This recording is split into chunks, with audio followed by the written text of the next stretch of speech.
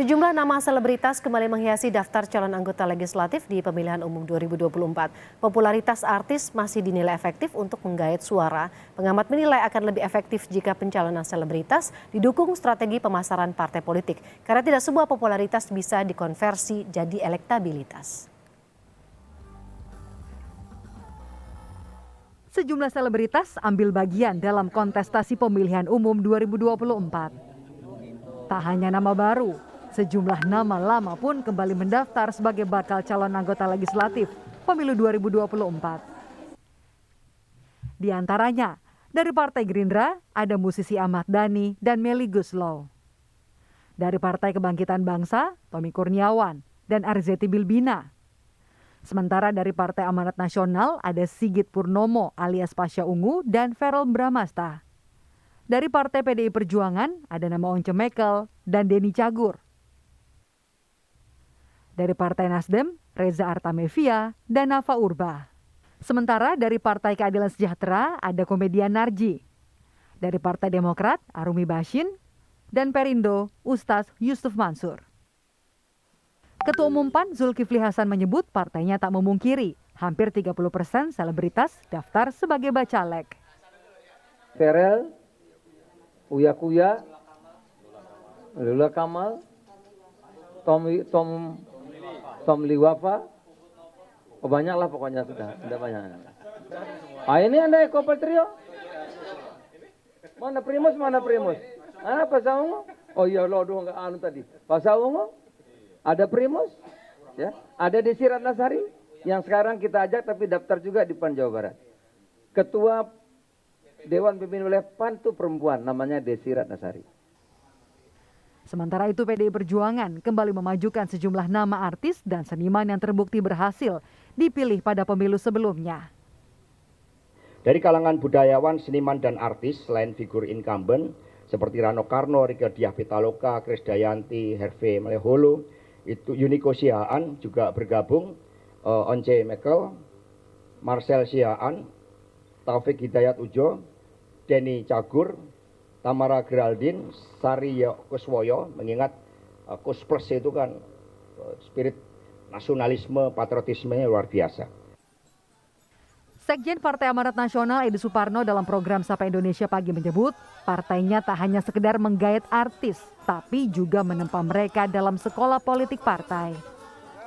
PAN tidak sekedar menggait artis, tetapi secara rekam jejak berhasil mentransformasi rekan-rekan dari latar belakang keartisan itu menjadi politisi.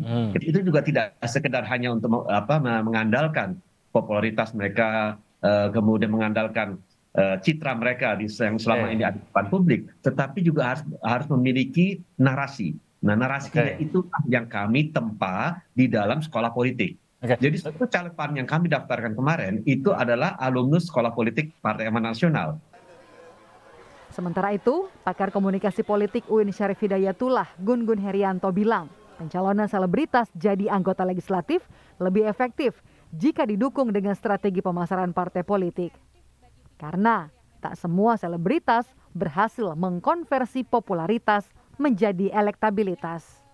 Sebenarnya kalau bicara soal efektif ya tentu sangat bergantung pada strategi partai yang bersangkutan. Contoh misalnya siapa yang dipilih dari kelompok selebritas itu, ya kan? Apakah mereka punya basis penguasaan teritorial atau tidak? Ya karena popularitas kan harus dikonversikan menjadi elektabilitas. Karena tidak seluruh orang populer itu langsung dipilih. Kenapa? Karena ini kan menyangkut kesukaan ya atau likability, juga penerimaan atau acceptability.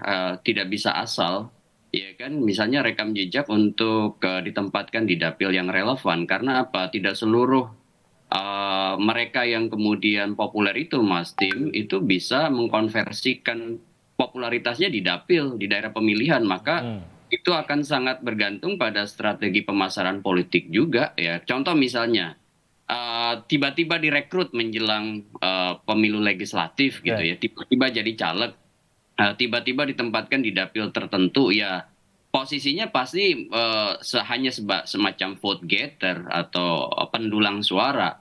Tetapi kalau direncanakan jauh-jauh hari, ya misalnya kelompok selebritis seperti di PAN kan banyak yang juga masuk ke parlemen. Di PDIP juga ada artis yang kemudian berperiode-periode begitu. Jadi bagi saya bukan soal status artisnya, tapi soal bagaimana dia menguasai teritori ya. Dalam konteks ini zone marking. Tak hanya sekedar ikut-ikutan atau jadi ajang coba-coba demi mendulang suara. Pencalonan artis sebagai wakil rakyat jadi tanggung jawab partai politik memberikan pendidikan politik bagi para selebritis.